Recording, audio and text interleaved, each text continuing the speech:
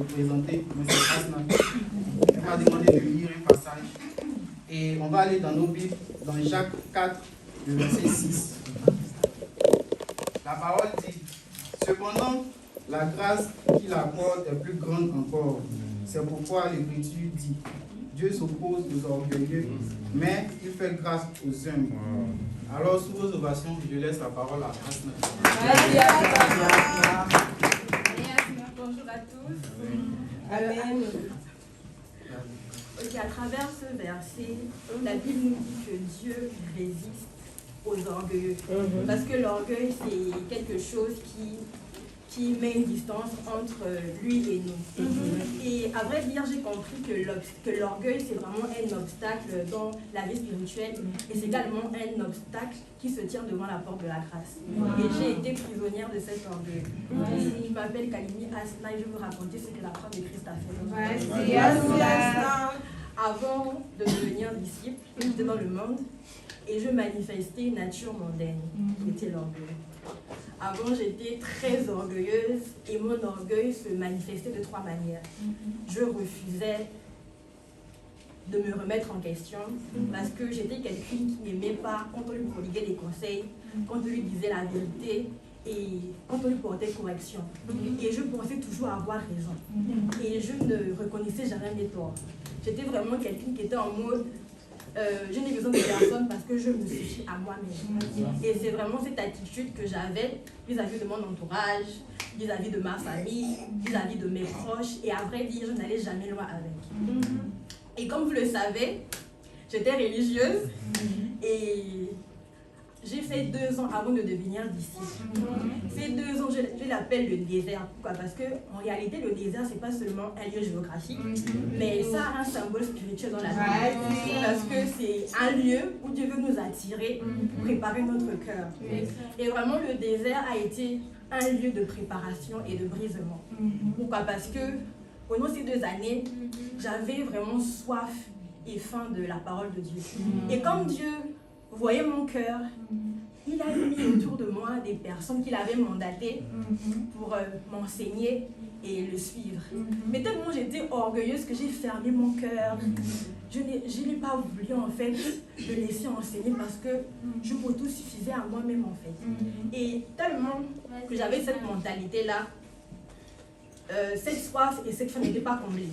Donc j'avais vraiment un vide autour de moi.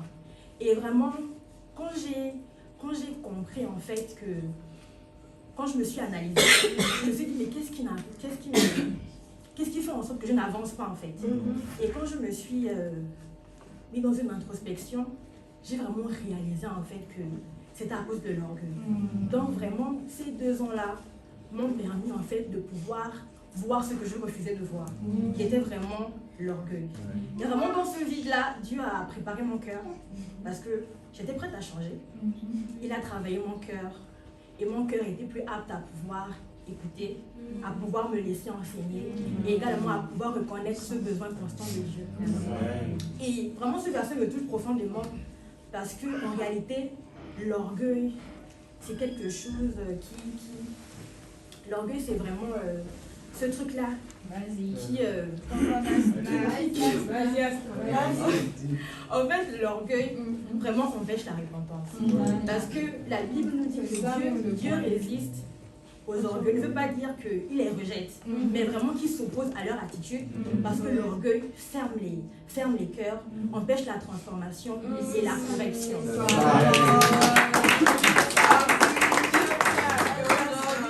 Je rends grâce à Dieu parce que je suis devenue disciple. Et c'est grâce à l'humilité. Parce que l'humilité, c'est vraiment avoir ce cœur qui est brisé mais ouvert, qui se laisse enseigner, qui veut apprendre avec des désir et qui veut vraiment suivre la voie de Dieu en fait, qui veut suivre sa direction avec amour. Et aujourd'hui, vraiment, vu que l'orgueil c'est quelque chose, on va dire, il y a déjà encore les traces d'ADN, parce que c'est pas encore parti. Mais tous les jours, je combats pour ça. Même au temps de formation, parfois il y a l'orgueil qui s'installe. Mais refusons vraiment de pouvoir être orgueilleux et soyons vraiment humbles en tant que chose. Et vraiment, j'aimerais parler particulièrement aux sœurs. Et vraiment, toi qui m'écoutes ce matin, comment va ton orgueil dans ton entourage, dans l'église? Est-ce que l'humilité fait partie de toi? Est-ce que, ou qui on te reconnaît? On te reconnaît pour quelqu'un qui est têtu, on te reconnaît pour quelqu'un qui est orgueilleuse, ou bien on te reconnaît pour quelqu'un qui te soumet en fait. Et vraiment, si ce n'est pas le cas, vraiment aujourd'hui tu sais que l'orgueil, l'humilité c'est quelque chose qui plaît à Dieu.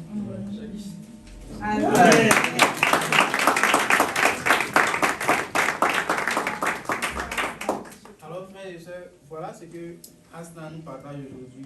Elle nous montre que Dieu résiste aux orgueils.